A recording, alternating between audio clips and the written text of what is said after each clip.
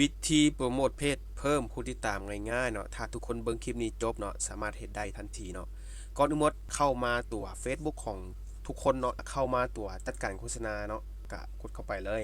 ตัว Ads Manager หรือว่าตัวจัดการโฆษณาหลังบ้านนั่นเองเนาะหลังจากนั้นเนาะเมื่อเข้ามาตัวหน้าจัดการโฆษณาเนาะ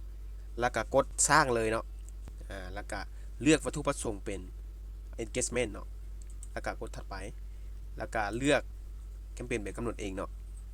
หลังจากนั้นเนาะให้ใช้สื่ออย่างเฮียมห้อยเนาะใช้สื่อว่าแคมเปญนี้ว่าเป็นการโปรโมทเพจก็แล้วแต่เนาะแล้ววันนี้เขาจะใช้เป็น Advance Plus ก็ได้เนาะก็คือใช้งบอยู่ในแคมเปญเลยเนาะเขาจะใช้เป็นงบต่อมือหรือว่างบตลอดอายุการใช้งานก็ได้เนาะสมมุติว่ามีงบในการโปรโมทเพจ50เหรียญสิเนาะเขาก็ใช้เลยตัวอย่างเนาะแล้วก็กดถัดไปเนาะสำคัญเนาะมองนี้สำคัญนะทุกคนให้ทุกคนมาเลือกคำว่า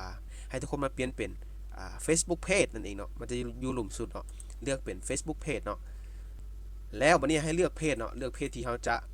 โปรโมทเนาะหลังจากนั้นก็ไปกำหนดมือสิ้นสุดมือเริ่มมือสิ้นสุดอย่างขักแน่เนาะเพราะว่าเขาใช้งบตลอดอายุการใช้งานนั่นเองเนาะในงบ50เหรียญเนาะอย่าลืมแล้วก็สโคปอายุถ้าว่าสินค้าของเขาเจาะจงกลุ่มลูกค้าประเภทใดเขาก็ใช้เลยสามารถใช้ได้เลยเนาะอายุเท่าใดเนาะเพศความสนใจเขาใช้เรียบร้อยแล้วก็กดถัดไปเลยเนาะและตัวสุดท้ายก็สำคัญเนาะสำหรับโปรโมทเพจของเขามันจะขึ้นเป็นรูปหน้าปกเพจนั่นเองเนาะถ้าปกติถ้าว่าเขาบอได้เปลี่ยนเนาะมันจะเอาเป็นหน้าปกเพจอัตโนมัติเลยมันจะเป็นการโปรโมทโลโก้หรือว่าเป็นโปรไฟล์ของเขาเลยเนาะทีนี้ให้ทุกคนมาเปลี่ยนเป็นรูปภาพเนาะรูปภาพตัวนี้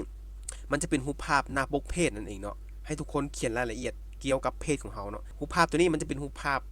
ลวงนอนเนาะรูปภาพแบบ16:9นั่นเองเนาะรูปภาพลวงนอนแบบนี้เนาะประมาณนี้เนาะหรือว่าจะเป็นอันนี้เป็นตัวอย่างเนาะสมมติเอาตัวอย่างเป็นตัวนี้เนาะสมมติเอาตัวอย่างเป็นตัวนี้ทีนี้เราก็เขียน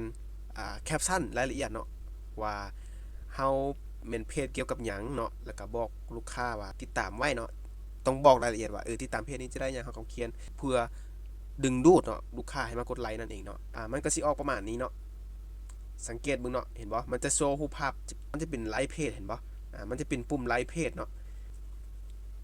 เห็นบ่มันจะเป็นปุ่มไลค์แบบนี้เนาะอยู่กองโพสเนาะ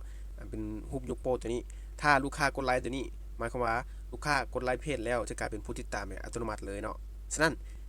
รูปภาพตัวนี้จริงสำคัญเนาะเราต้องเฮ็ดให้มีความสนใจเนาะสำหรับโพสต์ที่เขาจะโปรโมทเพจเนาะในรูปตัวอย่างเนาะมันจะเป็นปุ่มไลค์แบบนี้เนาะถ้าคุณกดไลค์ก็คือจะเป็นไลค์เพจแล้วก็จะกลายเป็นผู้ติดตามแบบอัตโนมัติเลยเนาะอันนี้ก็คือวิธีการโปรโมทเพจเพิ่มผู้ติดตามง่ายๆเนาะ